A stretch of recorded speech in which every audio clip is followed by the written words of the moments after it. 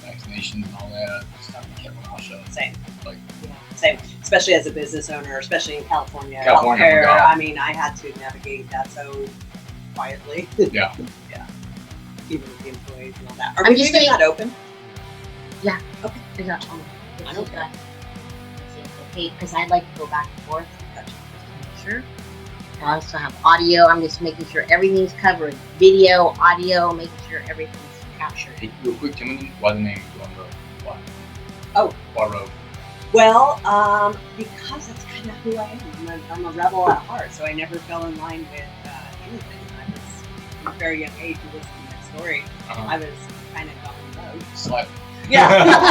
But I get it. So even now, I mean, purple hair, like, you know, at my age, like, I just don't like fitting in a box, and I like to do things that are Gotcha. Okay. Does that make sense? Makes total sense. Okay, good. Yeah. Just getting some. Yeah. I'm a bit rebellious. Slightly. And I can't get it out of my system. I heard like, your even podcast. things that, you know, all this time, but I think it's just who I am as a person. It's all good. You gotta be you. Right. Well, and you are the same. Absolutely. No, I'm. There's only one Damon. That's Yeah. for sure. Yeah, yeah. Are we recording yet? Yeah. Oh, good. Because the thing I was going to say is you also started very young, like myself. Yeah, I was 10 when I first started drinking, and so that was like that was my gateway. Okay. People talk about gateway drugs all the time, but I think most people's gateway drug is alcohol, because that's what most people try for the first time. I mean, if you're doing it at 10, it's illegal. It's a drug. Alcohol is definitely a drug. In fact, of all the different things you can be addicted to, the substances, alcohol is the worst. I mean, it's like the king of all of them. You know, you don't ever hear about somebody getting high and going and killing a family of 4 on Memorial Day weekend on the highway. Right. Because that doesn't happen. But you hear about it happening every Memorial Day with people drinking. So drinking's really a big one, but it's legal. And it's totally socially acceptable. Every holiday, every family gathering, a lot of people every night for dinner. It's just everywhere you go. It's not, families aren't doing Coke at dinner. Well, most families aren't doing Coke at the dinner table, but they are having a glass of wine or a beer or whatever. But I mean, you're really not going to be eting dinner if you have the Coke out of it. So it's like catch one too. No, yeah, I get what you're saying. Though. It's true.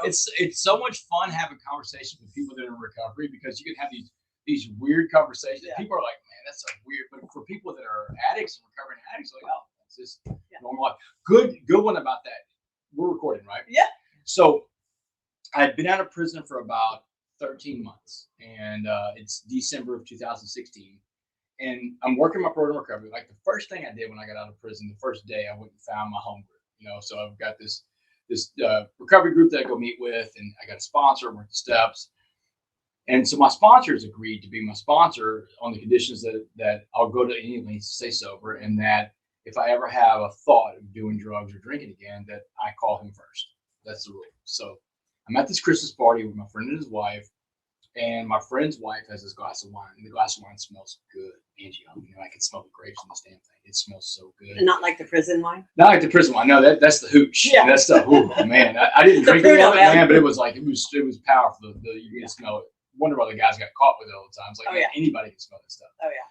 But I'm at this Christmas party, and my friend and his wife are there. My friend's wife is drinking this glass of wine. The glass of wine smells great, and I'm about 2 feet from it, and I'm thinking to myself, I'm gonna have one of those glasses of wine. The glass of wine smells good, but I stopped. I'm like, whoa, man, what just happened?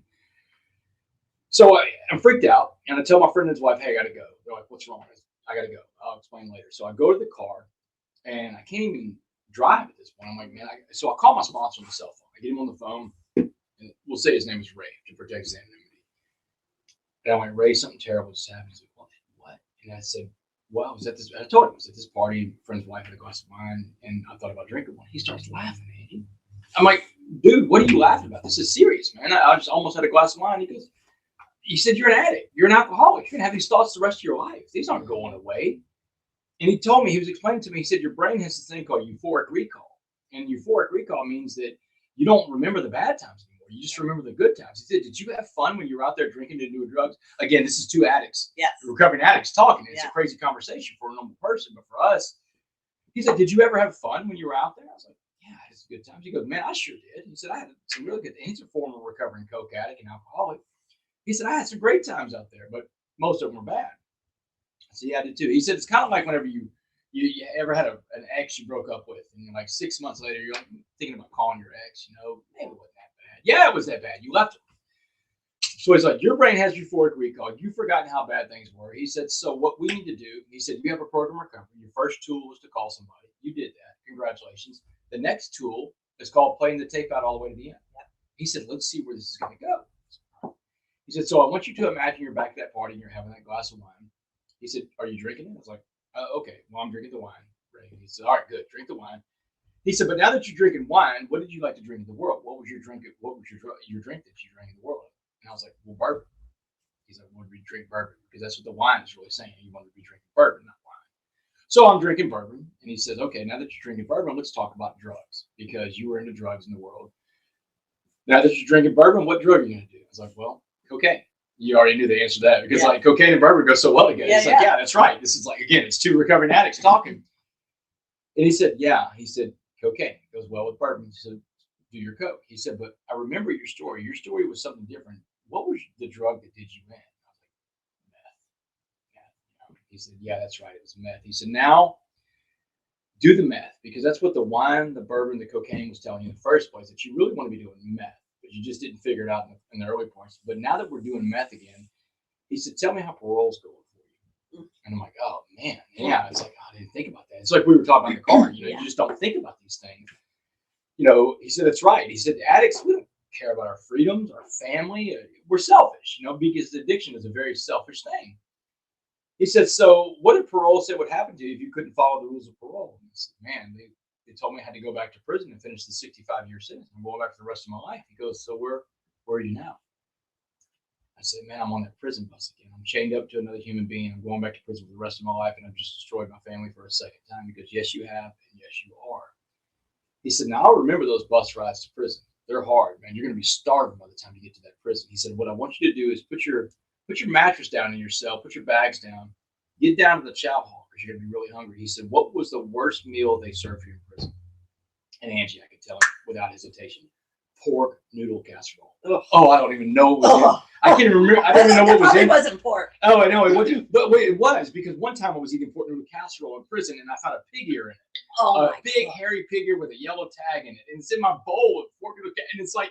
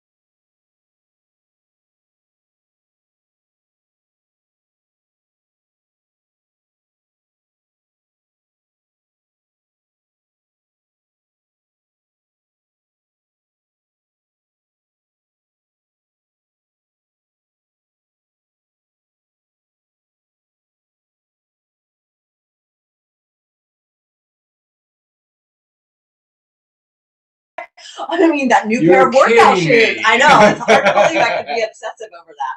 That's my new obsession. Working out, workout clothes, workout shoes, workout this. Yeah, I've been thinking about it. Is it going to go on sale? And you're right. Our brains just go like into that's all I can single-mindedly think about. So wait. So back up. You just said something that I want to ask you. It's one of the things I was thinking about on the plane ride over here when I listened to your story. Working out. When you got in, when you found CrossFit, Yeah.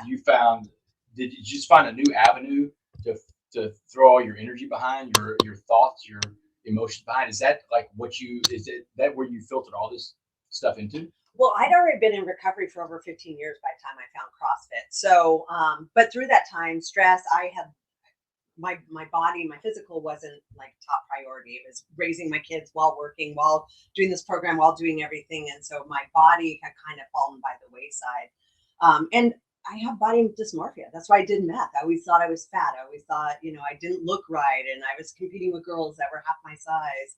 And so CrossFit, we joined because it was a community. Some of my employees started working there, or not working there, working out. And I felt like I needed to get fit before I go get fit, because I can't go to this gym with everybody. And so it was a process, like a mental process. But then once I started finding the empowerment, I realized I'm really good at lifting heavy weights. And I started to enjoy that process. And the cool thing about CrossFit is there's no mirrors in there. So you can't obsess over how do I look while I'm lifting this? What do this person think? Everybody's dying their own pain. Nobody cares what anybody looks like. And so that became the new obsession, is wanting to do that, feeling good with it. Let's do more of it. And that's why I ended up putting it in this program. Did you immediately see the connection with the endorphins that are released from working out? Because I mean, I try to work out, try to stay in shape, and I know that I get off on the endorphins. I mean, I tell people, they're like, I like to run. In running, when I was growing up, running was the worst part of practice. It was the end of practice. I hated running. Yeah. But now I run because it feels so good to stop. Because now it's like, when you stop running, these endorphins are flowing through you, and the same happens when you work out. And that's the closest thing I can explain to someone that's never had an addiction issue, is that it's almost like you're high. Yeah. And then you're chasing it because it feels good. Right. Absolutely. And that's what started happening for me is then once I got over the pain of it all, because it's kind of painful, especially if you don't work out a lot. But once I got through that pain and then started getting those little shots of endorphins, started doing things, started feeling good, absolutely became the addiction. Then it was the clothes that go with it. Then it was this, then it was everything else. Yeah. Look good, feel good. Right. I mean, 100%. So have you found that with the people that come to your program, that is something they all pick up on too? I mean, they pick up on the CrossFit part. That's our hope. Not everybody does it, because it just has a weird connotation. Like I said, a lot of people think, well, I got to get fit before I go in there. But that's not the case. Like, you can modify anything, doing a good air squat will take you really far in life. So, we can modify and meet everybody where they're at, but the changes you see, like, for example, we do a fitness competition once a month, every month. And clients and staff will team up, staff and staff, client and client. We have different categories, but I'll watch people just crushing it in there. And I only, I go to the center several times a week or month. It depends on how much I'm traveling. And I'll see somebody absolutely crushing it. And then we have graduation right afterwards, and they're literally getting their detox certificate. And I'm like, wait a minute, you were just on drugs like a week ago and you're crushing it in my gym. This is amazing. But not everybody's at that level. Some people, it starts slower, but to see the change, and why we did it is because, well, you probably understand this too, is a lot of times getting sober can be synonymous with putting on a lot of weight, starting to smoke a lot of cigarettes, not being super healthy. So I wanted to shift that, where becoming sober meant you actually look good too and feel good. Well, and I think that's so important. And going back to my own story, when I got into recovery in prison, I had to figure out, how am I going to do this? How do I become a complete human being? How do I become a coffee bean? We'll talk about the coffee bean in a little bit, but it's one of the main tenets about being a coffee bean is to work out every day on myself in 3 areas: spiritually, mentally, and physically. So when you hear the word workout, you think about a physical workout, but working out is really more than just that. It's what do you feed in your brain? What kind of books you read? What kind of videos you watch? The websites you go to? What's your social media feed look like? You are what you eat isn't just about food. It's about everything you feed the big brain of yours up there. But spiritually was so important too, because in my story, I couldn't get where I was trying to get in life. the stuff that's going on in my life, Angie, I can't do that. That's a spiritual awakening that happened in my life. I grew more spiritually inside that prison than I did any other time in my life. But the physical part was the third prong, the third leg of the stool. You can't have a stool with two legs. So I've got this third leg of the stool, this physical part. When I got to prison, this is something I haven't really covered a lot with people. When I was in Dallas County Jail, because it dovetails perfectly what you're talking about. When I was in county jail, I was in county for 13 months before the prison bus came to get me. 10 months after I got arrested, I was in trial, sentenced to life in prison. And then the prison bus comes to get me, and it's right at 13 months. And they take me to prison, and I'm 65 pounds overweight. And I'm about to go through the hardest just baptism by fire there is, because I'm going to go fight my ass off for 2 months in a maximum security prison for my right to exist. But I'm 65 pounds overweight because in that time when I was in Dallas County Jail, I came off of meth. And what did I want to do the whole time I was there for the first 5 months? Sleep and eat. Sleep and eat. My body was craving both of those things. And it wasn't like I just wanted to eat like food. I wanted to eat junk food. I wanted the honey buns, you know. I wanted this stuff with sugar. Oreos. Did you go through that whenever you were coming off meth? Of course. Yes. Of course. That's why I never wanted to come off. I would literally come off for 2 days and I'd be like, I look fat. I got to get back on this. I can't handle it. Or I feel lazy. Like I've got so much to do and I have no energy. That's what kept me in that spiral for sure. Absolutely. And it's like whenever I was, and I tried not to ever get off meth when I was on it. I tried to go, literally, I just did this every day. And if I ran out of dope for too long, then my head was too heavy to even pull off the pillow. I was like, that's the feeling you get after being off for a couple of days. But I would do the same thing. I'd be lured in by sweets. I wanted to go eat a pint of ice cream. And, if it wasn't a pint, it was half gallon. I'd sit there and eat the whole thing at one time. And I'm like, what am I doing? But for the 13 months in Dallas County Jail, that's all I did. I didn't have any of those components in my life. And I was such a wreck. I was sober, but I didn't have a program recovery. And there's two different things. And people talk about what your sobriety date is. And that's important. My sobriety date is July 30th, 2008. That was the day a SWAT team came to get me. I mean, literally, I got taken into sobriety at gunpoint. But my recovery date is a date that's totally different. That's when I started getting to a program where I got these tools to live a normal life by. Yeah, 100%.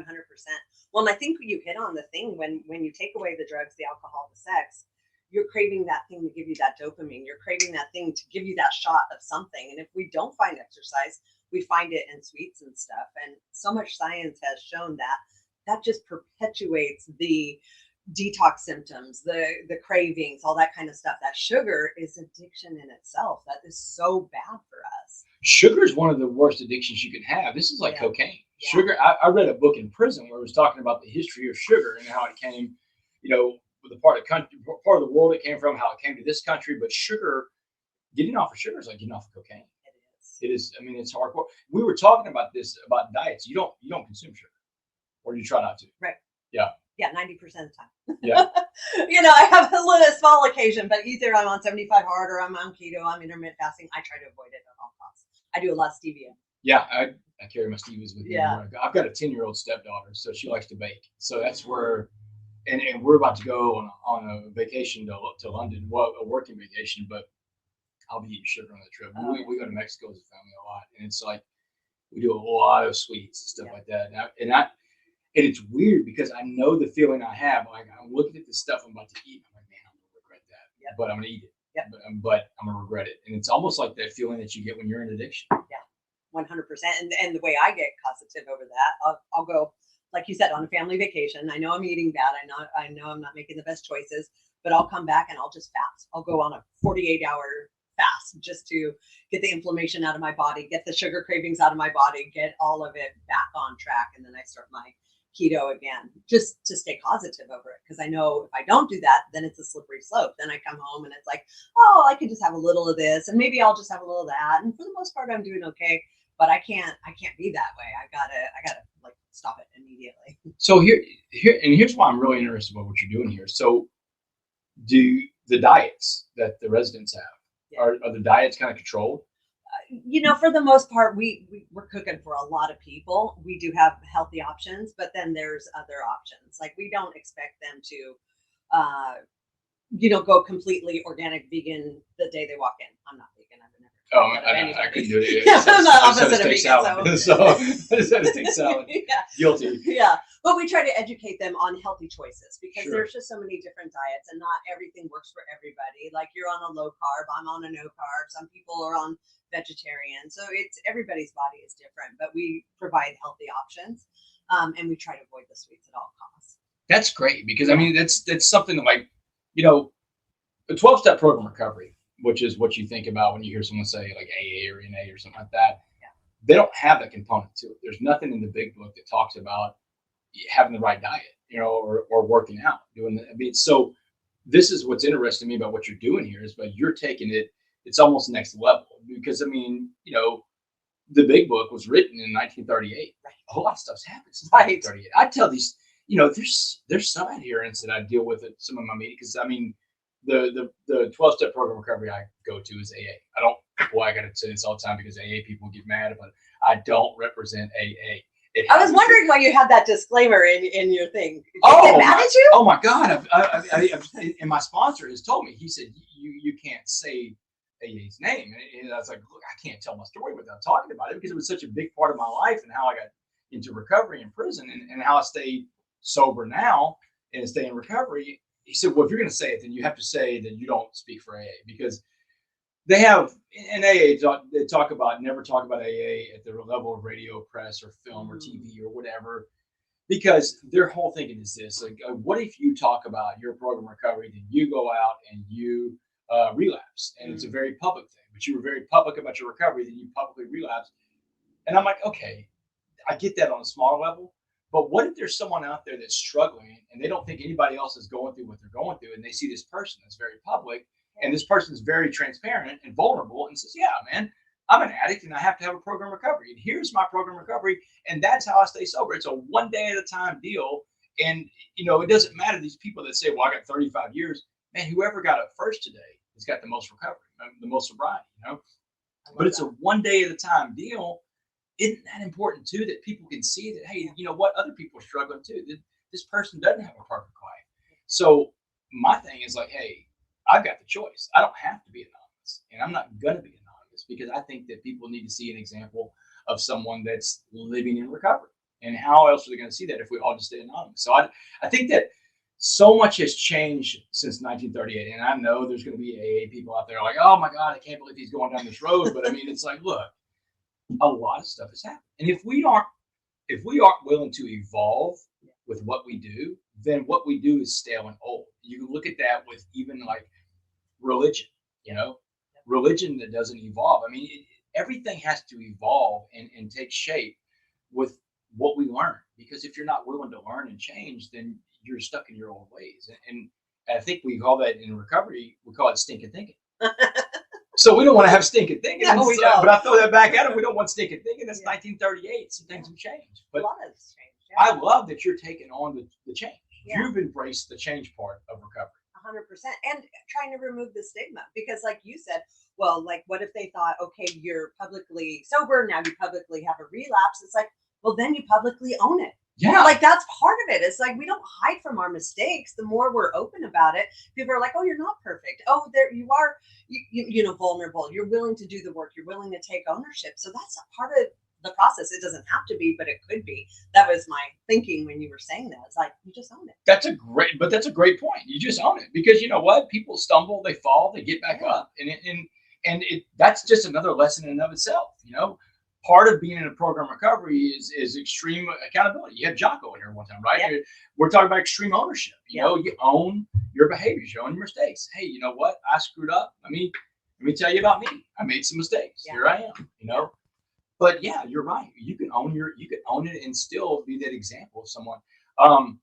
Who was it? Who's that guy that had a relapse? Macklemore? Oh, my. Macklemore and Lewis or whatever. The rapper. But yeah, he said one of his songs, he said, if I could be an example of getting sober, I can be an example starting over, you know? So it's a song about his own relapse, but he says that very thing. If I can be an example of getting sober, then I can be an example starting over. I love that. Yeah. So, I mean, but you've embraced that. That's why, I mean, that's one of the reasons I want to come out here, because it's like, hey, you know what? This is really like cutting edge. This is a newer version of what I think. And I think the big book is great. don't get me wrong. Look, I go to my meetings and it's my 12-step program recovery that I work. But I do think that there's room to evolve from the thinking that wrote that book. Absolutely. Especially if you're looking at long-term, like longevity and feeling good and doing good. Like for us, the goal isn't like you're sober, but you're white knuckling it. So you're sober, but you're miserable. Because that was my experience when I first got into AA or NA. It's like, okay, these people have like 20 years, but they're miserable. Like, and I was young. I was like 20. I was like, why do I want to live that way? Like, I'd rather burn out than fade away, whatever it was back then. I know, but I know the feeling, girl. But that's why I was thinking, like, how can we make this a positive experience where they come out better and kick ass? They're not just sober, but they're like ready to take on the world. They're ready to take on life. They're like full of positivity and feeling empowered as opposed to powerless. And that has been our big thing, is empowering people instead of saying, hey, you're powerless over this. It's like, no, let's empower you to be positive over it. Yeah, and know what your limitations are. Hey, look, you know what? I've got, because there's 4 things that you control in life. And then this is what I learned in a program. So this is like, we're bouncing around. But when I was in prison, Ray, my sponsor, he was my sponsor. I mean, he was the guy that brought the meetings inside the prison. He the guy that came from the free world, because I lived in the same area when I went to prison. So one day he says, we're going to diagram the serenity prayer. And so I'm like, okay. So he has a chalkboard behind him in the chapel where we meet, draws a line from one side of the chalkboard to the other. And he said, the first part of the serenity prayer, God grant me the serenity to accept the things I cannot change. And he said, the things you cannot change are on God's line. He said, that line on the chalkboard represents God's line. He said, but God's line is really bigger than that. It's like one horizon, the universe, and next. And when I say God, I'm talking about your higher power, whatever you call your higher power, the universe, whatever you call it. So one horizon, the universe, and next. That's God's line. And he said, and every time you try to touch something on God's line, you hurt yourself and you hurt other people, because you're not God, and God doesn't need your help doing his job. Leave God's line alone, because you have your line. Then he goes and erases an inch out of the big line. Then he holds his fingers up an inch apart for the whole group to see. And he says, if God's line is infinitely long, your line's a scale. You got 1 inch of that big long line. And he said the second part of the prayer, the courage to change the things I can. He said the things you can change are on your little 1 inch line. And he called the 1 inch line humility, because he said humility is being right sized. And when we're right sized, we can be useful to other people. And he said, and on your little 1 inch humble line are the 4 things you have control of: what you think, what you say, what you feel, and what you do. And he said, if it's not one of those 4 things, you don't have control over it. He said the hardest part for us addicts is the last sentence of the prayer, the wisdom to know the difference between the big line and the little line. And I found that to be a very good diagram for me, because I can look at it. Like, I'll come to decisions, Angie, to this day and say, that's not on my line, because I can look at it and say, hey, is that something I think, say, feel, or do? If it's not, then it's not on my line. I need to stay away from it, because nothing's good ever come from doing God's job. But God gave us things to do. Your higher power gave you things to do, the things you control. And I love that you're empowering control back to the people. Oh, yeah. Well, and so much of what I do is just trusting. There's a lot of trust that has to go into our kind of work with service, not forcing things, just knowing I don't know why I'm here, but I'm here for a reason. So let's make the most of that. And we can all learn from each other. That's the cool thing that I've found about all programs of recovery, is like, when you're sitting around people that don't know anything about addiction and recovery, they're like, well, what do you do with those meetings? Well, we sit around and we just talk about our lives when we were in our addiction, or we talk about what we're doing now and how we do that and how we cope with it. But one of the things I've always gotten from the meetings is Nick Saban told me, he said a good player will learn from their own mistakes, but a great player will learn from the mistakes of others. So if we're all sitting around talking about these mistakes and these places we went wrong and what triggered us to do that, that's great. I can learn from other people. It's funny, because whenever I first got into recovery in the free world, there's this old man in my home group, and he's still alive. He's still there to this day. And we want to use his name. But he goes to the meetings, and every meeting he tells the same story. I mean, the same exact story. So finally, about 2 weeks into this home group that I'm in outside of prison, I'm irritated. I'm asking Ray, why does he tell the same story every time? He said, you need to shut up and listen to him, Damon. He said he's been sober for 35 years. And he said he tells the same story every time because he didn't have new stories anymore. He didn't have cops knocking on his door anymore. He didn't have new stories to tell about the last time he went out and got drunk or high. So that's the only stories he has. But I found there was something useful in that, because that's what we want. We want to be at a point where we don't have new stories anymore, but we can still tell our story the way we want to tell it. Yeah. Wow. That's really interesting. Yeah. I literally only started telling my story like 2 years ago with my podcast and my pandemic, because the modality that I got sober on, we just didn't talk about it, which was interesting. It was like a personal journey and with a coach and a counselor and that sort of thing. So there is a lot of power to that. And I know even our clients will do like teams, and that's where they'll get vulnerable and they'll talk, and they get so much out of hearing other people's story, as long as you're in the right mind. Because I remember, again, back when I first went to a few meetings, I would hear stories and go, I wasn't that bad. Like, oh man, I got plenty of life left of me using, because my story's not near as bad as that person's. So I think it's important to like look at, how it can be useful for you and how it could be perceived as others too. Yeah, no, and there's that line too that I've said in meetings, like, man, what I did was bad, but it wasn't as bad as that guy. Yeah, you know? You start comparing yourself to the people, but did you find that it was like freeing, like empower? You use the word empowering when you started sharing your story publicly. When you did when you did your first podcast, the one I listened to on the plane and right over here. Yeah. How did you feel once it was done? Relieved? Yeah, and again, we have the same purpose in life. So my thought process was, is if this could help one person, then I would do this a million times. Absolutely. And that's the goal that I always have with everything, is how can I help more people? And if my story helps more people, absolutely, I should tell it. And I totally agree with that. But I think there's something empowering about it too, when you can publicly own. Not everybody can do this. Not everybody's built like that, where they just publicly own it. But when you publicly own everything that you have, when you keep your side of the street clean in a very public way, then that can't be used against you. Yeah. And whenever I was use a story for you about this, like when I was in prison, it was 2011, like September 2nd, 2011, I got a letter from my favorite teacher. And everybody's got a favorite teacher growing up. Mr. Jellin was my 7th grade history teacher. He writes me a letter when I'm in prison, and I open up the letter at mail call that night. And it basically says this, Angie. It says, Damon, you've been to the highest of highs, you've been to the lowest of lows, but you've always been able to bounce back. And he uses a football term. He says, you've always been able to hit the open receiver, because I was a quarterback. So, and he said those 4 words in that letter. He said, I believe in you. I believe in you. He said, and it felt so good to hear those 4 words. I believe in you. He said, and I think you'll turn it around. He said, I think you'll turn this around too. And when you do, you should consider sharing your story with young people when you get out of prison one day, because I think your story can bring people hope. That was the seed that planted the first little seedling, this little tree that became this forest now, which is a coffee bean movement all over the world, right? Yeah. Was that teacher's letter that he wrote to me in prison. But I laid there in the bunk that night, which, by the way, I went to bed with that letter. You couldn't get between me and the letter because it had those 4 words, I believe in you. Because every human being needs to hear, I believe in you, from somebody.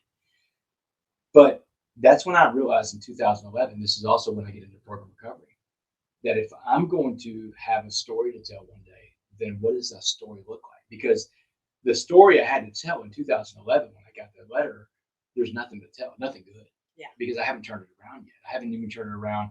And so now I've fought my way into a position that I can exist in the prison, and I'm a positive guy as much as I can be, but I don't have this program recovery yet. And that's one of the things that thrust me into program recovery, because I want to be able to go out and be useful again. That's the thing about that. People, I guess they just don't understand along the way. None of us grew up wanting to be an addict. Right. Nobody grew up and said, hey, you know what? I want to be an alcoholic. I want to be a drug addict. I want to be a criminal all over the streets. I want to get kicked out of my home. No, man. People wanted to grow up and be doctors and nurses and lawyers and astronauts, parents, and policemen. We want to do all these things. Yeah. But we all became, we all got to live in our addiction because we're addicts. We're born this way. It's a disease. You wouldn't treat someone that's got leprosy or lupus or AIDS or HIV. You wouldn't treat them, or cancer. You wouldn't treat them like this, because you want to try to treat them and help them. But in America, 2 things we have to change our attitudes towards America: substance abuse and mental health. Yeah. Because we failed. We have locked up generations of sick people in this country. I'm a criminal justice professor now. I mean, talk about turning it around. I went back and got a master's when I got out of prison, and I'm a professor at the University of Houston downtown. I teach a class called Prisons in America. But in my class, I take a whole 2 weeks out to talk about substance abuse. 2 weeks of the 16 weeks in class, 1/8 of the entire class is dedicated towards substance abuse.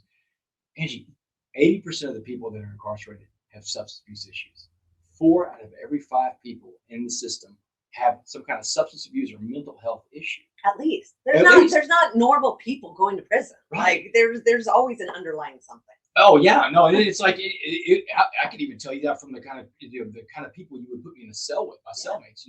Give me a murderer any day as a cellmate. Because someone that's in prison for murder, usually that happened in an instant. They lost it and they killed somebody and they went to prison for that one crime. A lot of the murderers I met in prison, they weren't they weren't serial criminals. I was a serial criminal. I was a burglar. I broke into people's houses. I was a thief. I did everything I could to get high. I didn't physically hurt anybody. But a murderer killed somebody, and that was the one crime they committed. They got put in prison. And they're really murderers a lot of times are the people that can be best acclimated back into society because they weren't criminals anyway. They just made this impulse decision to take a human life. And look, prisons are there for a reason. But give me a murderer any day as a cellmate than someone that's done something heinous to somebody else repeatedly. Child molesters, rapists, anything like that. Yeah, don't put those guys in my cell. But I'll take a murderer any day. And I had murderers that I lived with, and they were just fine. I know it sounds crazy. It was just again, it's one of these conversations that's normal for you and I. And the rest of the world's like, give me a murderer any day in my fun. Yeah, give me a murder. One of my favorite subjects was a bank robber, but again, it's like I had to figure out after I got that letter from that teacher, I had to figure out what my story would look like, and I had to start rewriting my story. And the first thing you have to do to rewrite your story is you got to turn the page. You got to turn the page on your own life, and put that behind you. And my dad's a sports writer. He's been a sports writer for 50 years. Right after I got sentenced to life in prison back in 2009, this is in Dallas, 6 hours away from where I grew up in Port Arthur. So my dad goes home to Port Arthur after the trial was over, 6-day trial, long trial, and nobody will look him in the eyes. He goes to the grocery store. Nobody knows what to say to him. It was a very public, high-profile case that his son just got a life sentence in prison for being a thief. So he couldn't live like that. So he did what he knows how to do. He writes. So he wrote a story about it, dealing with my son's prison sentence the only way I know how, which is to write. So he wrote this story, and you can look it up. You can Google it. Dealing with my son's prison sentence the only way I know how. The guy's name, his name is Bob West that wrote it. And in the story, he just lays bare everything I did, and lays bare where he and my mom may have done the right thing, may not have done the right thing. Didn't know they did the best they could. But after he wrote that story, he took the power back because he turned the weapon on himself and he fired it. And he said, once that was done, then people, he found out there were a lot more people out there that had family members that were suffering from addiction. He got emails from people all over the world, like 30 different countries. People are, yes, my son, my daughter, my niece, my nephew is going through substance abuse, and I know how you feel. But people looked him in the eye again, but he also took the power away from what it was that he feared the most. And he said, if you're going to do this, if you're going to go out and share your story one day, you have to own everything you've done, all your behaviors, all the bad stuff, the nasty stuff. So that's what I did. I wrote a book called The Change Agent. And in that book, I'm sure you read it. The biggest failure in my life is the story about my grandmother. Hurricane Rita hits. I'm, strung out on meth. I'm living in Dallas. It's 2005. I've got these cartel guys living in my apartment because they're supplying me dope. And Hurricane Rita destroys my parents' house where my 80-something-year-old grandmother lives with my parents, and my dad drives 30 hours. Normally a 5-hour drive, drives 30 hours because the traffic's so bad to drop his mother off with me, and gives me her credit card and says, hey, take care of your grandma. And now, my parents have no clue where I am at this point in life. And it's the biggest failure of my life, Angie, because I did not take care of my grandma. She lived in her own filth for over a month, and that my bedroom was turned into her room. And it smelled awful. It smelled like feces. She didn't bathe often. I didn't get in there and bathe her. I didn't take care. I'd bring her food 3 times a day. It was like living in a prison. Her credit card. I took her credit card that my dad trusted me with to buy stuff for her, and I gave it to the cartel guys so they could go out and buy their family stuff with. These Mexican cartel guys are taking their families to Walmart, Burlington Coat Factory, all these places. And my parents are seeing the charges, and that's when they realize something's wrong. And they come up and get my grandmother, because they realize that I can't even take care of my grandma. It's the biggest failure in my life. But I put it in the book for this reason, because, and I had to get my dad's permission because that's his mom. And he's like, man, I don't know about reading about that. Everybody reading about that. I'm like, yeah, Dad. But here's why I want to put it in. I want people to see just how ugly addiction is and how far a human being will go in their pursuit of their high, that they'll give up their own family. They'll turn their backs on their own family. I need people to see how ugly it is, because just talking about the burglaries and the crimes I committed, that's not ugly enough. I need you to see what I did to my grandmother. That's going to open people's eyes. And you know what, Angie? That's the story that people in recovering addiction, they point to that story, because so many people in our world have that story. Yeah, We the have a guilt, grandma the story. guilt and the shame is Yeah. like the thing. Yeah, and you're right. You never want to talk about it. Yeah. I mean, that's what's got me from writing a book, because the underlying shit, I don't want to talk about that. So I get it. Are you thinking about writing a book? Absolutely. That's on the What would you call it? Do you have a name? going road. You don't know. Maybe. That fits. Maybe. That fits. Yeah. Yeah. But, there's a lot to that. Like you said, the vulnerability and putting yourself out there. But that's what people relate to. That's what they like.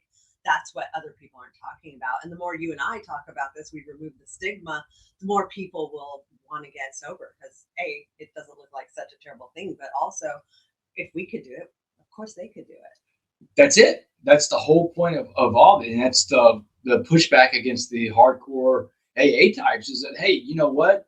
People need to see an example of it, because if I can do it, you can do it. Now, if I'm struggling and I see that somebody's doing it, then that gives me hope. Yeah. And hope is, man, that's the thing, man.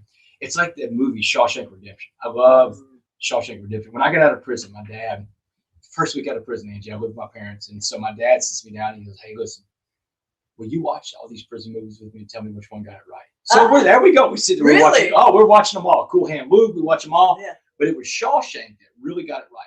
Because Shawshank, I don't know who coached Stephen King and them on it, but Shawshank really got it right. And I could really relate to Andy Dufresne, the character in the book, because I was an odd duck going through prison. I was a guy that didn't fit in. I mean, my background was unlike anybody else's. I worked in Congress. I worked on Wall Street. I worked for government for president. I had a college degree. Nobody else around me looked like that. They didn't speak like I did. And I could relate to Andy Dufresne. But I love the movie because, so when you watch, let me ask you this. When you watch Shawshank, was it, in your opinion, was it Andy Dufresne's story or was it Red's story? Oh my God. So I'm going to tell you. That's okay. No. It's been a while. It's been a few years. That's okay. So Shawshank has got Morgan Freeman in it and Tim Robbins. Morgan Freeman is Red. Tim Robbins is Andy Dufresne. And there's two different guys. And so people watching, they have different opinions. And a lot of people think it was Andy Dufresne. It was a story about him. But I always thought it was a story about Red. And Red was the guy, the old convict that he met when he was in prison. And I think that the story was there about Andy helping Red out, because Red told Andy that hope is a dangerous thing. That was the line that really stuck with me. Hope is a dangerous thing. And it is, because if you put your hope in the wrong thing, your situation is worse off than it was before when you had no hope anyway. Now you just don't think that hope is even possible because you've been let down by it so much. And so many people, I think, in addiction get beat down because they have no hope.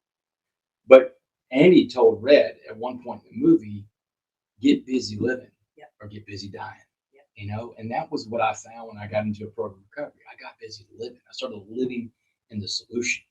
And so, you know, full circle, what we're talking about, what you're doing with the part about the physical workout stuff is now you're living, because your body needs to be in movement. Your body, your physical health is important. I tell people all the time, your body is so important because your body carries your soul. You don't have anything else to carry your soul around this earth. You have to take care of your body. Yeah. Well, and the more you work out, the more you feel good. And like we said, and you release those endorphins, and suddenly you feel more positive. Then you're making healthier choices when it comes to food. Because like you and I were like, look at that. And it's like, I'm going to pay the price later if I eat that. So maybe I'm not going to make that. And you start making better decisions, and it just feeds on itself. And the other part I like about it, and this is also part of the program, is the mindfulness. Like, you have to be in the present in that moment to be in the gym. You got weights, you got everything, you got to be aware of what's happening. And for addicts, we get stuck in that past, like what's, what I did, or we get stuck in the future, what's going to happen here. But when you're 100% present, that's where the peace comes in. That's where, like, I love it. You can be who you are meant to be. And so that's the other reason why I put it in there. It's like, cement yourself in the present. I love it. In the moment, there was an Army Ranger that I was locked up with, right? He was serving life in prison too.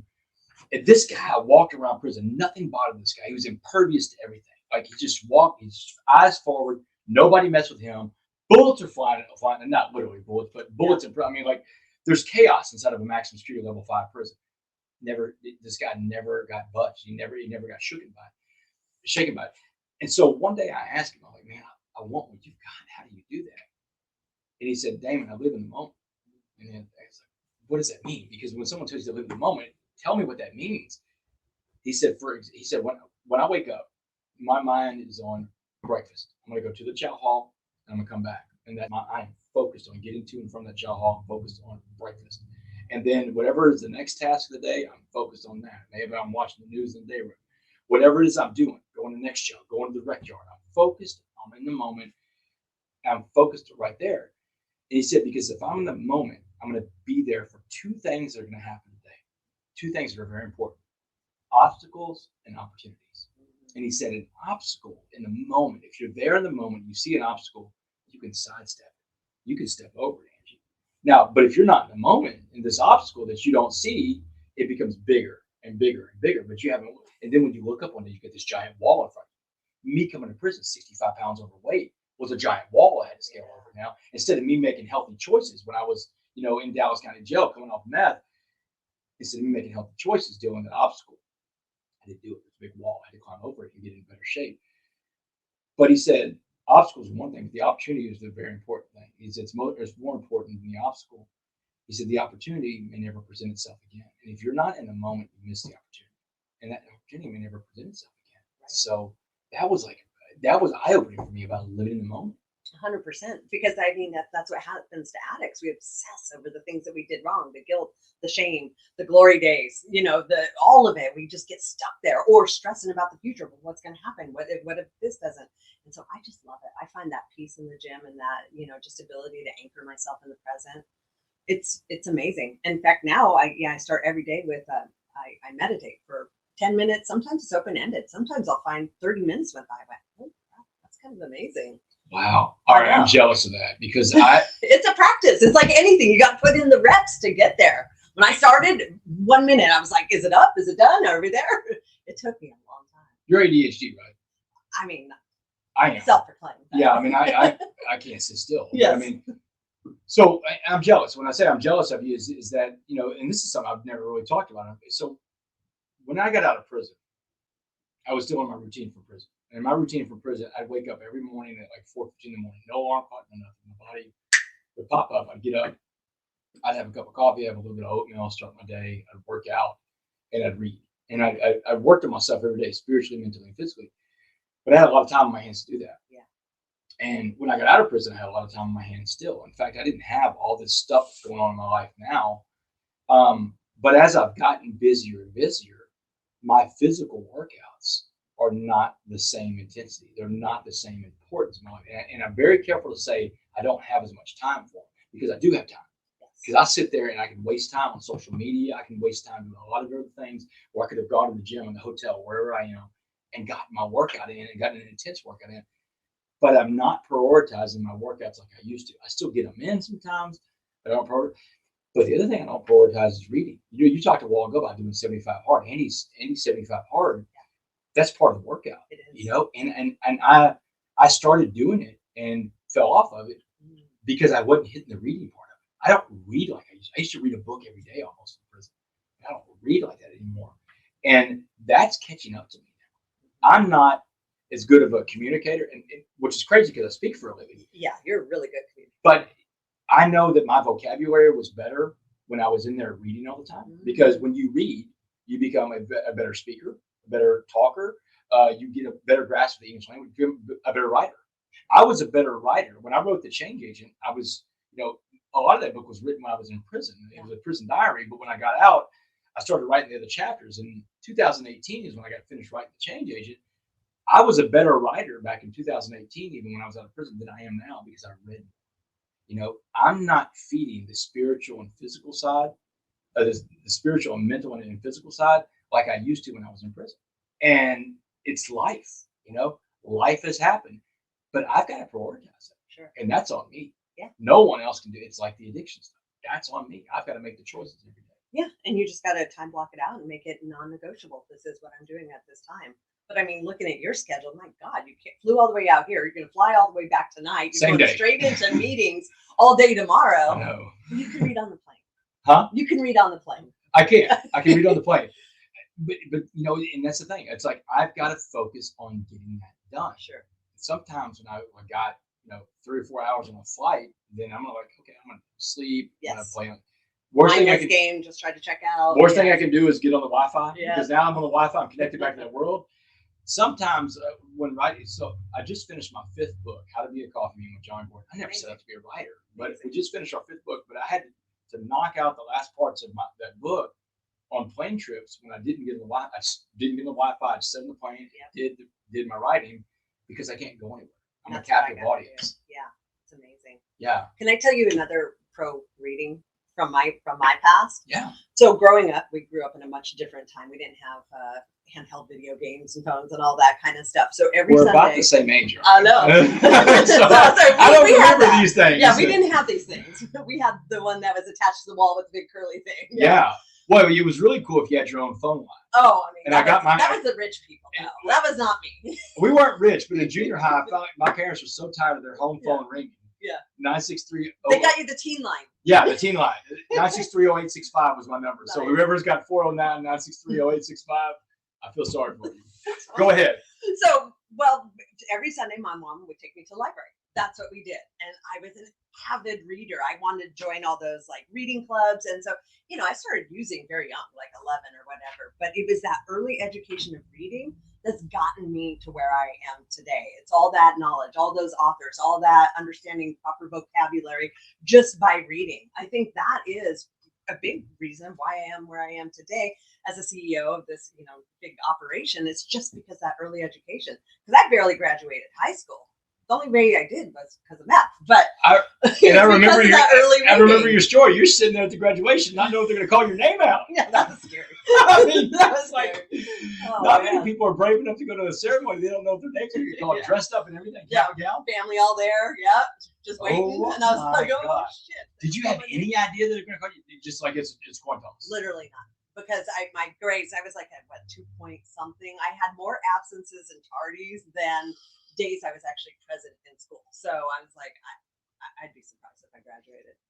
So That's amazing. That's like either brave or stupid or both or what. Man, you're going. You're just you gotta go. You gotta show gotta up. go. Parents are going. Family's going. They're all going to be there. And they call your name out. You're like, oh, great.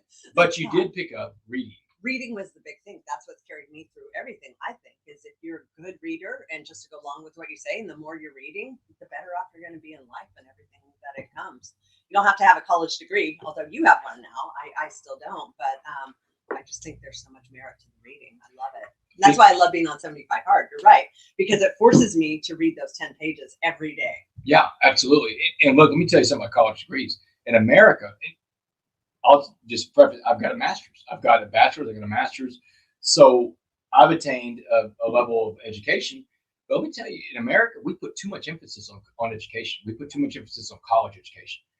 We need to put more emphasis on people getting into trades and doing whatever their mind works to do best. Because college is not for everybody. And college is no magic pill that says you're going to be successful. I know a lot of people that have college degrees that are miserable people. Because their degree that they went to go get, now they've got all this debt and they don't have the job they're designed that thought they were going to get with that degree, and they're not really doing what they want to be doing anyway. 100%. You're the CEO of a company. You don't have a college degree. You don't need a college degree. And so if anybody's listening to this, you don't have to have that. That's like society has said that. That's not the reality. Right. You don't have to have that. No. And if you have hustle and you're really willing to put in the work, and the other thing is be loyal, which again, that was something our generation. You didn't like get a job and then be looking for another job that maybe would pay $1 more, or be a little higher. You just stayed. That's why I'm still here 28 years later. Yeah. You just stayed. You did the work. You climbed the corporate ladder. You learned all the positions. You just did things differently than nowadays. And I get a little bitter because I'm like, these kids these days, they're going to quit, this purpose-driven job to go work at Starbucks for $1 more an hour. That's an exaggeration, but they're also being bombarded with the internet, like throwing these things at them. We didn't have that back then. We literally would have to go look to find a different way. Now they're being courted by anybody and everybody to go that way. I've heard it's like that with I mean that there's people don't stick around for a job too long. They're always looking for the next best thing. Nobody's grounded, really. Not nobody, but a lot of people are not grounded anymore to what they're doing. They don't have a long term. The hustle, you talked about the hustle. Hustle is so important. Yeah, especially as former addicts, and me employing 90 former addicts. The hustle. The hustle. That's one thing we all have in common. Absolutely, man. The hustle, and that's the thing that I mean. That's what separates you from the pack. Whether or not you're willing to put in the work. Yes. And I tell people all the time, it's so important. That's like, to rewrite your story. The first thing you have to do is to turn the page, like I talked about a while ago. The next thing you're going to have to do is you're going to have to pick up the pen. And you're going to have to start writing some better chapters of your life. You're going to start writing these new chapters, and these new chapters aren't all going to be wins because you're going to lose. But it's like the guy told me about the coffee bean, Mr. Jackson. He said you don't have to win all your fights, but you have to fight all your fights. So you're going to lose sometimes, but it's about getting back up. But write your story. But the last part is about putting in the work. No one's coming to do the work for you, Angie. No one's coming to wake you up. No one's coming to save you. No one's doing it for you. You have to be able to do it yourself. And if you're not willing to do that, then, you're going to get passed by in this life, or you're not going to be successful at the things you want to be successful for. But I think that's something you're right that a lot of addicts have is the hustle. And if you could find a way to focus the hustle in a positive direction, then they can go far. Absolutely. You look at like what we had to do to feed that habit. It was nonstop hustle, day, night, 24 hours a day. Like a lot goes into that. I mean, obviously not all of it was, crime free, but there was a lot that you had to do into it. So you're right. And that's what, I try to do. Like we'll take people when they graduate the program, and if they seem like a good candidate, they can do our trainee program. And because they do translate to really great employees. They know how to work. They know what work ethic is. They put in the time, and so that's where a lot of my employees come from, and they're giving back now, so they feel good about it. There's that purpose and passion to help people that were like them. And they'll show up in any kind of weather because tell me, was there ever a snowstorm or a rainstorm or a thunderstorm that would keep you from going out to get your next fix? No, man. No. I would go out in the monsoon. Yes. If I was out of dough and I had to go, I'd go through a tornado if I had to. Oh yeah. There's no kind of inclement weather that's going to keep me from doing that. So that you can focus that somewhere else. I'm telling you, I met guys in prison that were exactly these kind of guys. These guys were brilliant guys, especially mechanical brain type guys. They could build anything. They take things apart and make a tattoo gun out of it. Or the drug dealers. You run to the drug dealers. These are people that can take a massive weight of something, break it down into several different little small quantities into baggies, and know exactly where the break-even point is, where the next batch is going to come from, where 2 more batches are going to come. Man, if you could focus that into a business, because now you've done accounting, you've done profits and loss. I mean, that's really you're running a business, but you got to focus that into something good, right? As well as being a leader. You've got your people doing your running, you got your customers. There's like a full gamut. CEO. Yeah, I was not a good drug dealer though. I never figured that out. But I've always been a good counselor. I'm good at hearing and listening to other people. So that's translated well. And you said that the key word listening. Listening is so important. Everybody wants to feel like they've been heard. And when you feel like, that's what I think is wrong in America right now. This could be a whole different conversation, but in America right now, no one's listening. We're all waiting for our chance to talk, or waiting for our chance to scream at the next person. We're not even listening to what they're saying. And so there's no communication going on right now in America. And look, everyone wants to feel like they've been heard. And when you feel like you've been heard, now you feel like you're part of a team. You feel like you're part of something bigger than you. When you feel like you're part of a team, you'll do more. When you feel like you're on a team, you'll sacrifice, you'll work harder, you'll stay later.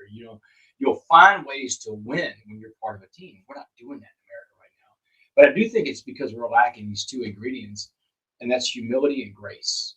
And humility that's what's going to be required for us to have difficult conversations in this country and listen to hard truths. But grace is something different altogether, because grace always costs the person giving it more than it costs the person receiving it. And grace is hard. Grace is a very hard thing to give, because grace is saying that you don't deserve this, but I'm going to give it to you. Justice is getting what you deserve, but grace is getting what you don't deserve. So humility and grace, I think, are lacking. But that's 2 of the big tenets, the core pillars that I learned in a program recovery were humility and grace and vulnerability, and keeping my side of the street clean. I tell people all the time that one of the most important jobs in society is a sanitation worker, someone you would call a garbage man. Because if the garbage man, let's say the garbage man in this town decide to stop working tomorrow, they're not going to pick up the trash anymore. It would take about a month before society starts breaking down, because no one wants to live in a world where trash is all over the street. No one wants to live in a house where trash blocks the view of the street. Society breaks down if trash is in the street. And the same thing happens in your life when your trash is out there in the street too. You are your own sanitation worker in life. And if you don't keep your side of the street clean, and you don't constantly clean out your garbage in life, your spiritual garbage, your emotional garbage, your mental garbage that builds up, you're going to break down too.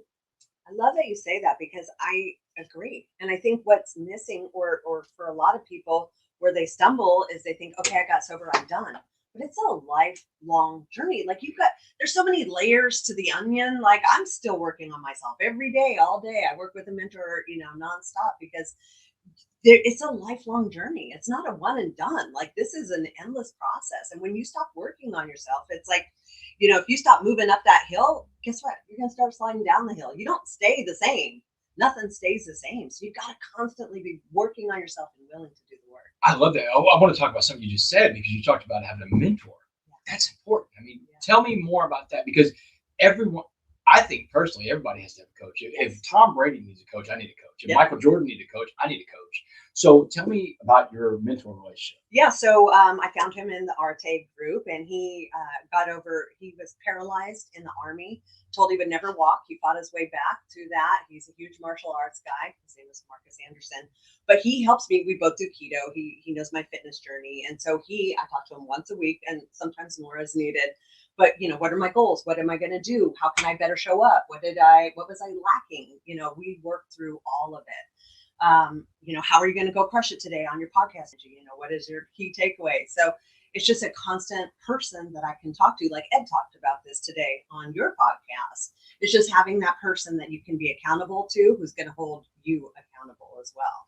Yeah, no, I think it's so important in life. I mean, I have a sponsor, and he knows everything about me. Yeah. He knows he knows things that no one else knows. No other person has all of it in one basket like that. There's other people that have pieces of me that they know about, but my sponsor knows everything. And I trust him with that. And in return for that trust, he gives it to me raw. Yeah. Tells it to me like it is. Yeah. Calls me on my shit. That's what I need. I need someone that's going to say, yeah, that may sound good, but you're full of shit. Yep. I need that. I need someone to call bullshit on. 100%. Yeah, like I have to send him my metrics from my Whoop every day. And he's like, oh, you're in the yellow. You sure you were doing everything you were supposed to do yesterday? I was like, well, maybe there was that, thing I ate I shouldn't have. He's like, yeah, we can see it.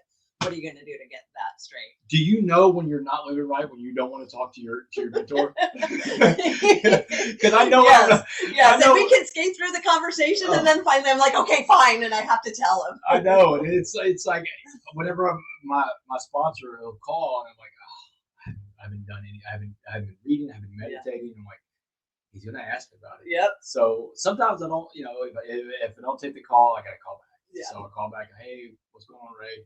Hey, how's the reading going on? How's your meditation going? This is right out of the gate. Yeah, he knows. They know. He knows why I didn't answer that call the first time. So man, that's so.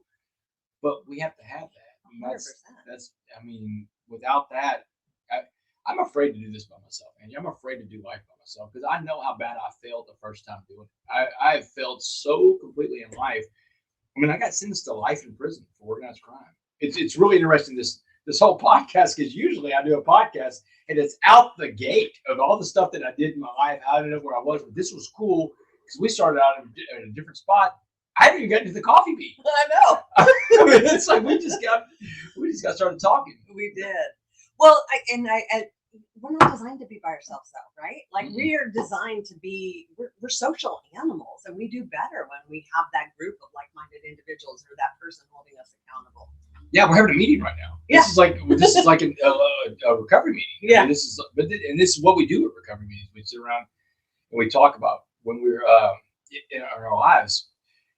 The coffee bean. I can't not. Yes, let's talk about the coffee bean. Because this guy that told me this story, and it really changed my life, and it helped me out in recovery too. Because I was in Dallas County Jail, and I'd just been sentenced to life in prison, and this older black man named Mr. Jackson he's trying to tell me what prison's going to be like. And so he tells me to imagine prison as a pot of boiling water. And he said, anything we put into this pot of boiling water is going to be changed by the heat and the pressure in that pot. And so he says, let's put 3 things in there and watch how they change: a carrot, an egg, and a coffee bean. And so he walks me through it. The carrot in the pot of boiling water turns soft, goes in hard, turns soft. That's being sad. And being sad is a natural human emotion. We're all going to take our turns being sad. That's what he's saying. It's okay to be the carrot sometimes. Don't get stuck there. Then there's the days that life will beat you down and make you hard and mad and mean and angry. And those are egg days, because eggs get hard in the pot of boiling water. The inside becomes hard. Our hearts become hardened in the pot of boiling water. And you know what? You're going to be the egg. Hey, you want to find out if you're an egg or not? Travel right now. Go into an airport. Try to get on a flight sometime. There's a lot of egg moments that I have these days. I am an egg quite often, and I have to work on that. And I know it's okay to be the egg, because being angry that's a natural human emotion. But again, I cannot get stuck there being the egg, because I have the third choice, the same third choice everybody has, to be like a coffee bean in a pot of boiling water, because the coffee bean changes the pot of boiling water into a pot of coffee. And so the last 4 words this man ever said to me in Dallas County Jail before I got shipped off to prison: be a coffee bean. Be a coffee bean. And that became my mantra in life. But I'm going to tell you something just from this podcast today, is that even though I had this allegory, if you will, of the coffee bean, and this mantra, be a coffee bean, is bounced in my head, I still didn't have the answers I needed till I got into a program recovery. Every addict has to have a program recovery. Now we're full circle back on that same tenet. We all have to have programs recovery. I mean, everybody has to. I don't know what your program recovery is that's going to be the right fit for you, but you better find something, right? Yeah, I love that. Yeah, and I love coffee. Yeah, it works out great. You got the last cold brew. I might add. I know. I feel so bad about that too. It was like so ironic. There was definitely some story in that. Yeah, it's like, because I was like, they probably had a cold brew. Like, no, we got cold brew. Like we had enough for the one that we put cream in. So I'm like, that is not mine. It's not mine. That's okay. But the core tenet to all of us being in recovery is serving other people. We're all looking for ways to serve. You're the CEO of a company. You're always looking for ways to serve, because you have almost 100 employees that all have families, and you think about that. I know you think about that daily. You go to bed thinking about that. You wake up thinking about these families that depend on you, right? Yeah, 1,000%. Not only the employees, but the clients, those clients' families, and how can I do more? Yeah. Which is what you're out here doing. How can we do more? How can we help more? How can we make a bigger impact? How can we be of service? So how do we do it? We keep doing stuff like this and maybe more of it. Yeah, we got to, but you can't. The whole point is that you can't stop. You can't just stop. You can't stop being kinetic. You can't sit still, because growth takes place outside your comfort zone. You have to keep moving and keep growing in order to get where you want to go. And like Ed Mylett says, it says that on the other side of the adversity is the best version of you, but you have to go through that adversity. And right now, we're all going through our adversity. Look, the 3 hardest words for people to say: I need help. Yeah. I need help. It's the 3 hardest. It's the hardest thing for people to say, or a human being to say to another human being. I need help. But we all need help. Everybody's struggling with something. Yeah. Well, and I'm the first to do it. I don't want to be like a weak woman, I'm in distress. I need help. I've got to be like strong and confident and independent. But even I, that's why Ed connected the 2 of us, because I told Ed, I need help. Yeah. I need to reach more people. I need to fill more beds. I need to make a bigger impact. And that's why he connected the 2 of us. And you're right. It's hard for people to say, but maybe again, the more people hear you and I say it and being vulnerable and open about it, the more they'll be willing to look for help too. Absolutely. Because the other side of the thing is every one of us is capable of helping other people. We all have this power inside of us to impact lives on ways we can't even imagine.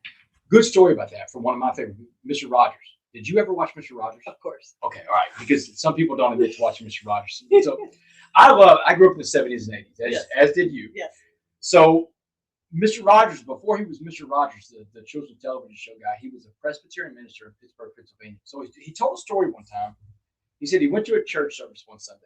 They had a substitute preacher that came in. And that substitute preacher gave a sermon that Sunday.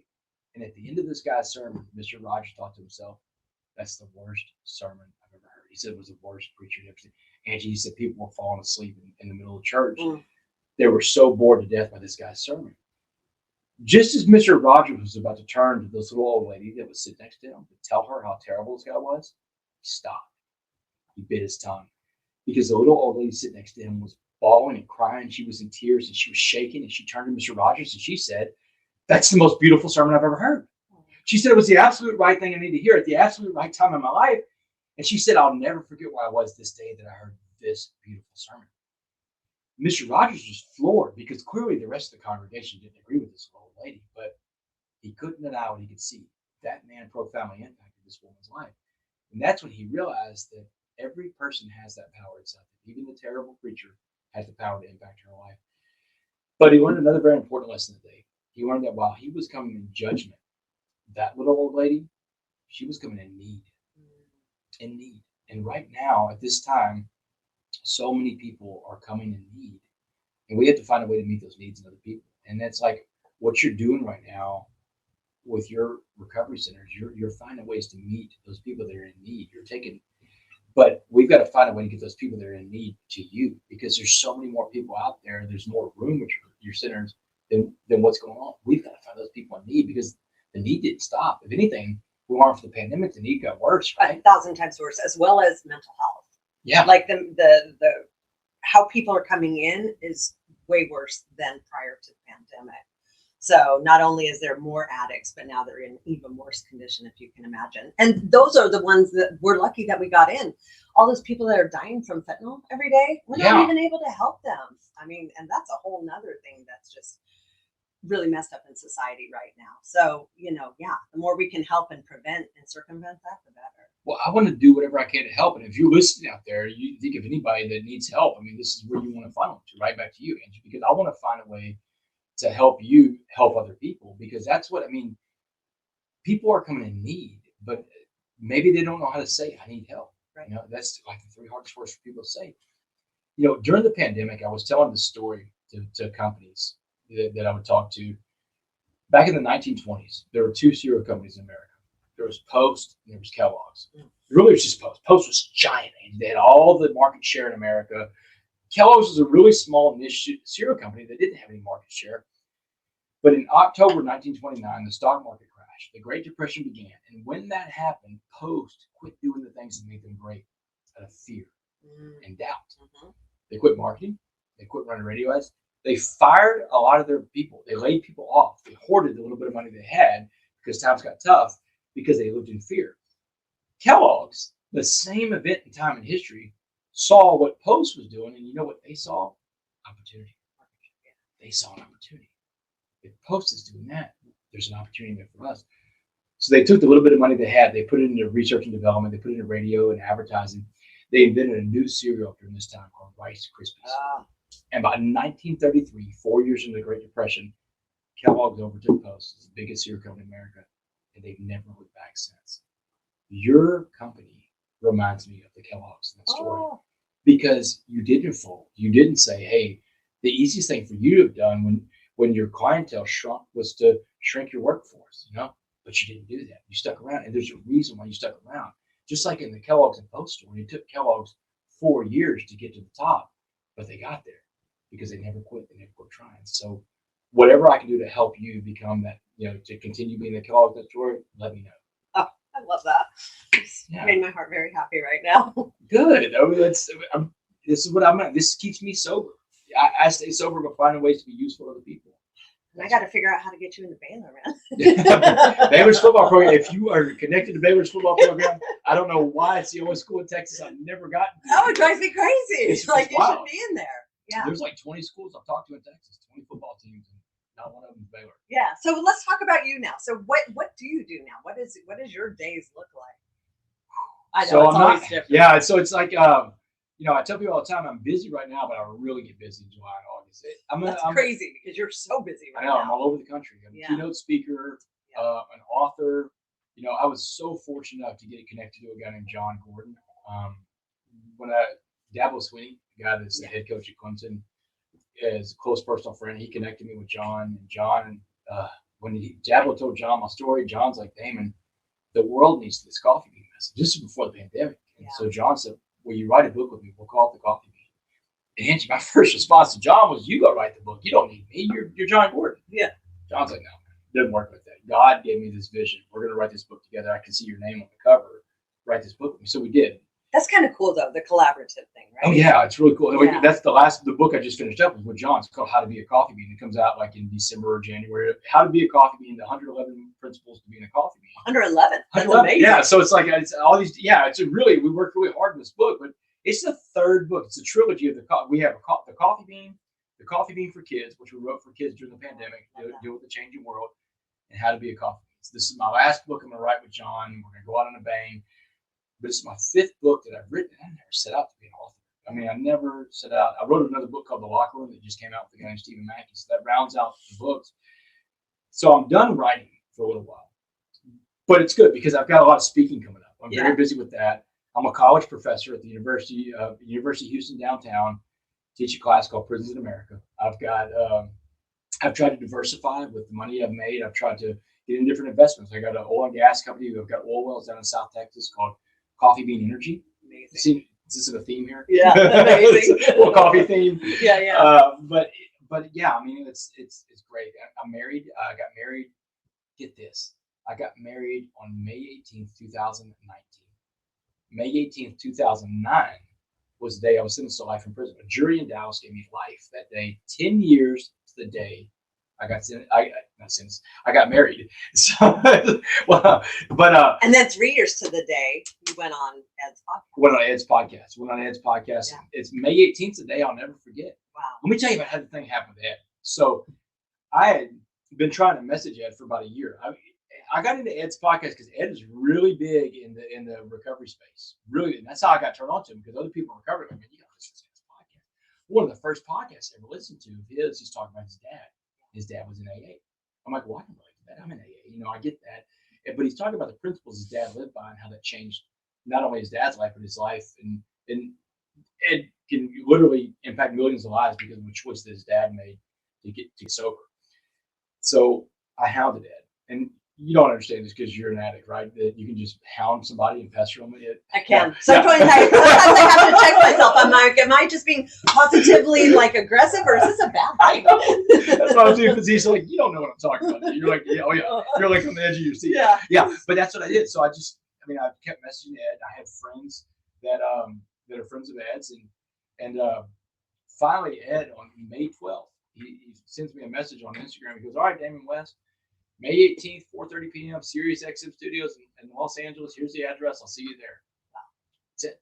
Yeah. 6 days. Yeah. Man, I've got a presentation on May 17th and a presentation May 17th at 9 in the morning in Texas, May 19th at 9:30 in the morning in Dallas, Texas. So I've got this little wedge to be in LA at 4:30 on May 18th. Just praying no flights get canceled. Praying no flights get canceled, but I make it. I take the red eye back to Dallas. I land at Dallas Fort Worth Airport at 6:45 in the morning.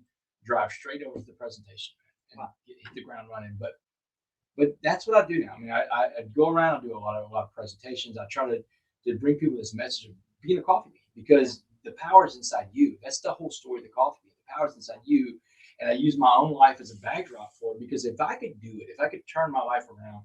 Instead of a maximum security level 5 penitentiary, then you can do it out here too. You're capable of way more than you think you are. 2 things I learned about adversity is that adversity is never as bad as you think it's going to be, and you're always capable of way more than you think you are. Because as human beings, we let overthinking get in the way of overcoming all the time. Yep. What a great line that is. Yeah. I love that. You can use it. I mean, it's yours all day long. It's all day long. But you need to. You're the Kellogg's in the Post to Kellogg's story. Keep being the Kellogg's, because you can't give up. You can't say, hey, you know what? I'm gonna throw the towel in. There's too much riding on this, and I mean you're gonna figure it out because your mission is true. Your mission is to serve other people, and I really think when your mission aligns with what God and what your higher power has in mind for you, then there's gonna be a way that's a path that's gonna be formed. I really believe that when your mission is aligned with the spiritual world, you're going to be okay. I love that. Yeah. And I feel like it has been sort of a lifelong journey. There were certain things that I had to get through to get to where I'm at today. Sure. Yeah. And I'm sure the pandemic it's probably weeded out some of these other recovery centers, right? 100%. Because like you said, that a lot of them were in fear. Yeah. Like consolidate, shut down, quarantine, a lot of them just didn't know how to or figure out how to navigate or pivot through all of that. Whereas we went all in. We kept bringing people in. We brought in over 500 people during the first year of the pandemic. Wow. We just couldn't be afraid. It's Yeah. like, okay, maybe they have it, maybe they don't, but we still have to help them now more than ever. You They saw, weren't coming from clean environments either, you know. but you saw the opportunity. People were in need. Absolutely. You met the opportunity to provide a need for other people, for people that were in need. You saw, that's the Posting College story. Absolutely. You saw an opportunity where other people saw fear. Fear. Don't forget that lesson, Yeah. because that's what's going to get you through this stage too. Yeah. And life is about these seasons that we go through, and you're going through a tough season right now, but you're going to get through it because there's going to be people around you that are going to they're going to see that grit, the determination that you have, that never say die, and they're going to help. Guys like Ed Milet, guys like Damon West, we're going to always say, hey, how do we help Angie? I love that. Well, and just so our listeners know, we're not dying, we're not destitute, but we just want to do more, help more, be more, help make a bigger impact. When I see that a place that does the kind of work you're doing has got even one bunk open, yes, there's a need that's not being met. There you go. That's what I see when I'm looking around, and you've got a couple of bunks open in your place right now. They need to be filled. Because there's a need that's not being met. And I believe in what you do. I believe in you. Yeah, and it's definitely not a lack of people needing our help. Absolutely. Like, that need is bigger than ever. Like, it's bigger than ever, especially after the pandemic. Because what we did during the pandemic, and this is, whatever you feel about how the government handled it, but people are not made to be isolated like that. And when we isolated everybody like that, we made the situation with mental health and substance abuse worse than anything else we could have done. And that's what the story, no one's talking about that right now, or people are starting to talk about it right now. But, America, back to what I said at the beginning, you have to change your attitudes towards two things in this country: mental health and substance abuse. I 100% agree. Okay, 2 more questions. You're amazing. Okay, basketball. You don't, I love the part in the book about basketball. You don't seem to have like the normal basketball stature. Why would you want to go into that environment and go play basketball with those guys? Yeah. So to give a little context for what you're asking about. So I'm in prison, and everything in prison is about race. And I've been given this directive by my mom that I cannot join the white hate groups. I can't get into the Aaron Brother type gangs. And she tells me, you come back as the man we raised, you don't come back at all, which means no games. So I know that everybody that's gone to prison is telling me in county jail before the prison bus comes to get me, you have to get into a gang. You won't survive without a gang. You have to join one of the white gangs. But I can't do it, Angie. So the only other choice I have is to fight. And so I go to prison, and I spend the first 2 weeks fighting the white, the Aryan Brotherhood, Aryan Circle, White Knights of the Woods. I fight all these guys off, and I lose most of my fights. I'm not some badass guy. I'm getting my ass kicked over to prison, but the fact that I showed up, they're going to eventually pass you on. And what they did is they passed it on to the blacks, because that's what they do next. After you get done with the white gangs, now they're going to send the black gangs after you. The white gangs will send them after you. The Crips, the Bloods, the Gangster Disciples, Mandingo Warriors, they're going to try to break you. And they were breaking me. 6 weeks in the prison, I was a broken man. I was ready to just fold. I was ready to kill myself. Yeah. In fact, I went to the chapel. One of the stories I didn't get into even in Ed's podcast, I went to the chapel the Saturday before I started playing basketball that week.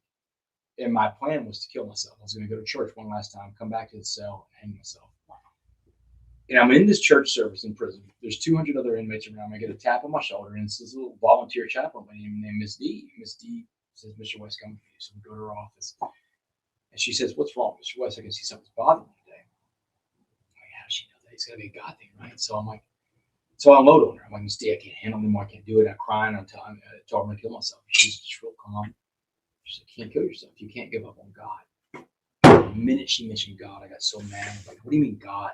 How can God create a place so wicked and evil and sinister as his prison, And she's just real calm. And she says, Mr. West, you're not the first person to get mad at God or disagree with God. And you're get angry with God. You're certainly not going to be the last. Just the Bible's full of people that they got angry with God, but they all came back to God because they learned what the secret to faith was. I'm like, Mr. D, what's the secret to faith? I need to know that secret right now.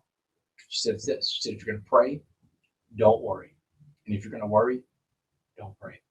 She said, you can't do both. You can't have it both ways. You're going to let God do his job, or you're going to keep trying to do it for him. You're going to let God drive the car. You're going to drive the car. But the last time you drove, you parked it inside this prison. So that was on Saturday. So Monday, I'm like, okay, I'm still fighting the black gangs.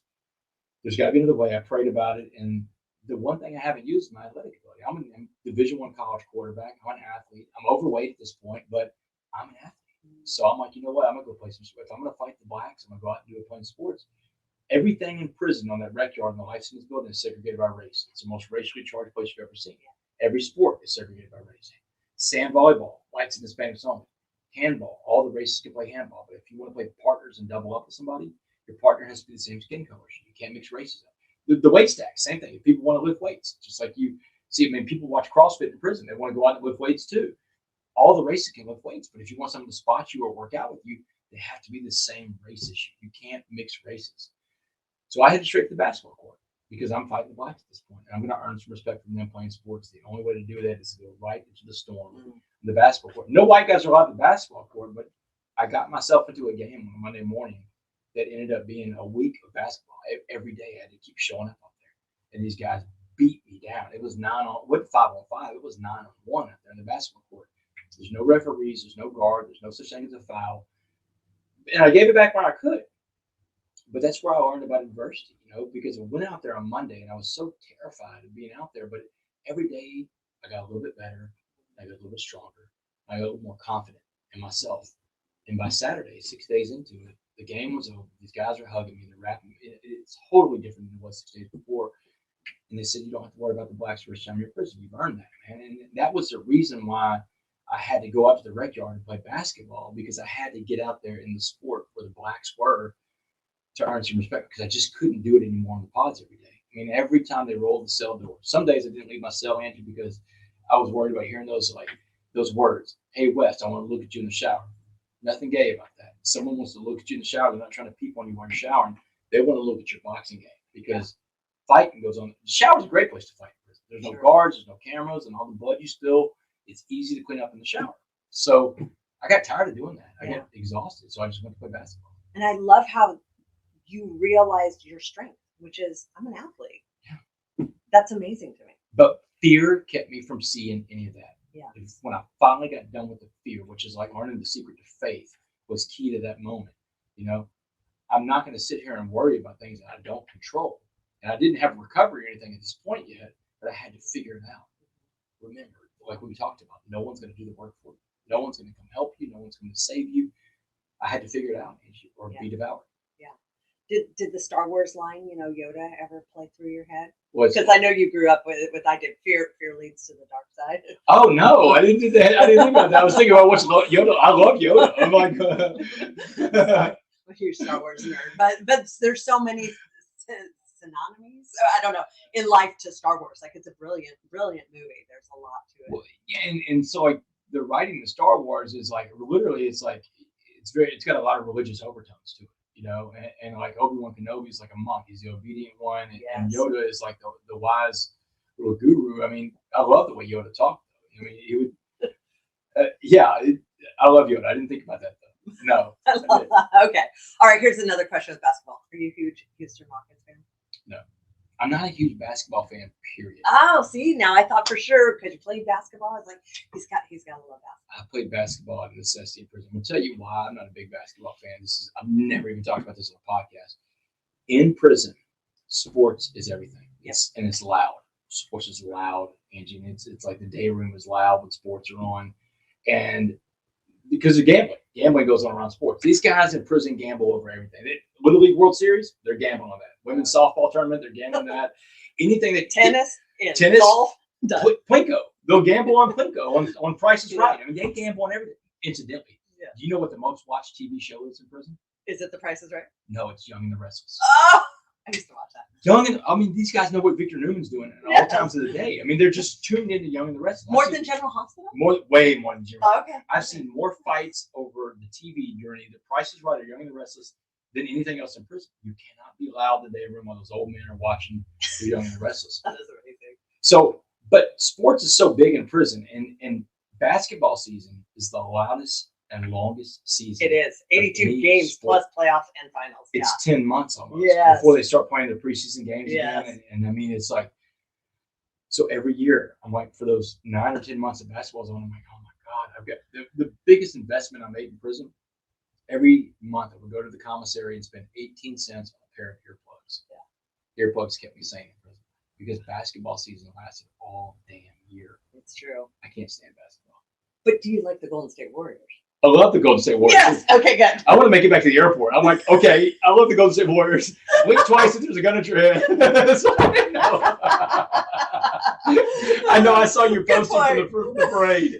So I'm like, yes, I love the Golden State Warriors. Oh,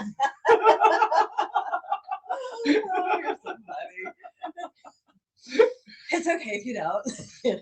I love them. But you love the Niners. No, okay. No, I did. I grew up on the 49ers. Yes. I loved Joe Montana was That's around. my idol. Yeah. I was a quarterback. I loved Joe Montana. That was my team. Yeah. I mean, I loved Joe Montana in the 49ers. You know, I met Jerry Rice on a plane ride to Vegas. Really? I got to hold his rings and everything. I heard he's a really nice guy. Super nice guy. I mean, he's flying Southwest. I was like, okay. Yeah. Just sat on the plane with him. We had a great conversation. Yeah. How about that? Yeah, super cool. Isn't that cool when you see people like that? They're just like riding, riding on a plane out in public. You know, I tell people I'm not rich, but my goal is to be rich and not look rich. My goal. I mean, I want to make money. I want to be an entrepreneur. I want to be successful business wise, but I don't want to. You're not going to see that when you're not going to see it when you look at me. I mean, because I mean, usually I'm wearing my wife got me these something. Yes, Lululemons. Lululemons. Yeah, Yes. That's what I was going to wear today, but I had these jeans. I was like, let me just throw these on. But I usually just travel in those and t-shirt. Comfortable. It's the way to go. Yeah. Yeah. I go for comfort. I do too. Because luckily that's also with fitness being in the program, I can wear my fitness clothes the majority of the time. Yeah. Which, by the way, I brought my workout Yes. gear because you told me, and this put me outside my comfort zone. You said, hey, you want to work out while you're here? And I'm thinking to myself, oh man, long day on the road. No, I need to work out. So I'm looking forward to working out with your group today. Yes. At the end of all this is something cool. So I appreciate that. You pushed me outside my comfort zone. You forced me to get my workout in. So I appreciate you. We'll see if you still feel the same way after the workout. Man. All heavy lifting for you. No, I'm kidding. Boy. Oh, I'm kidding. I'll do it. I can get through anything. I love that. Okay, but let me just tell you one quick story, and then I know we got to end here. But so you're talking about your prison thing and the big thing in there.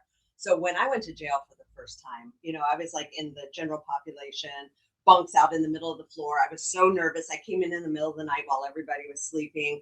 I was like, I don't know how I'm going to adjust here. These girls are hard. I'm this young, dumb 20-year-old girl. I don't know what I'm doing. And I pretty much stayed in my bunk the whole first day. And then all of a sudden, everybody gathered around. And Charlotte's Web came on the TV. And all these like hard women are around and they're crying. Oh, yeah. And I was like, okay, I think I can handle it here. At the end of the day, we're a bunch of girls, so it's going to be okay. But it's funny. You never know what you're going to expect when you get there, and it's always different. Yeah, and it's not your mind. This fears played your mind, and then Charlotte's Web comes on, and everybody breaks down. Yeah, you're like, okay, I think I can navigate this. This isn't that bad. That's like that's the same thing in a men's prison. Like that, these guys that are so hard. At the end of the day, they're all gathered around. They all have their own TV shows. Dancing with the Stars is a big show in prison. They love their Dancing with the Stars. Okay. They love Judge Judy. I mean, it's just like these big, bad, violent guys are sitting there watching, these shows. You're like, man, I didn't expect that. Yeah, I love that.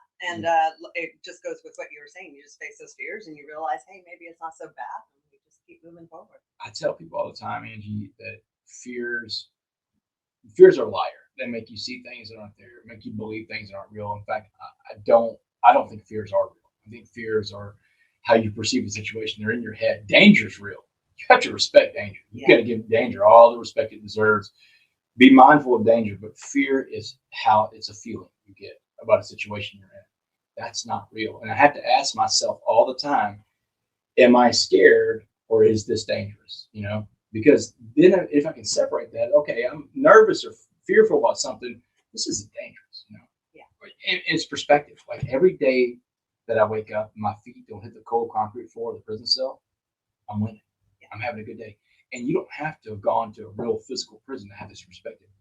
The hardest prison to walk out of in this country is the prison of your mind. I meet more people out here in the free world that are locked up by their thoughts and by their things than by steel bars and barbed wire and concrete combined. More people are in prison by their thoughts and their things. We all know what it's like to have difficult days. And if we will measure that against the day we're having, we'll realize that, this isn't that. This isn't as bad as it could be. That's in my head when it feels so bad. So I try to always keep that perspective. I love that. That's perfect. And that's how we navigate life. It's it. Well, thank you for coming. I wish I could talk to you for another hour, but we got some clients to go talk to and a workout to do. That was easy. It was easy. We just, how long did we do? Wow. Right. Yeah, I know.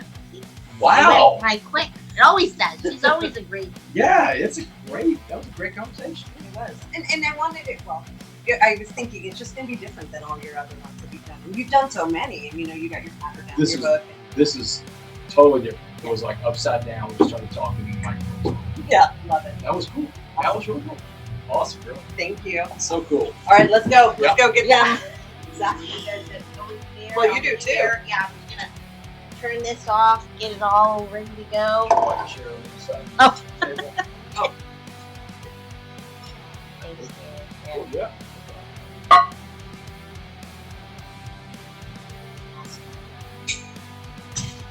Okay. I didn't even have the heater on. All right.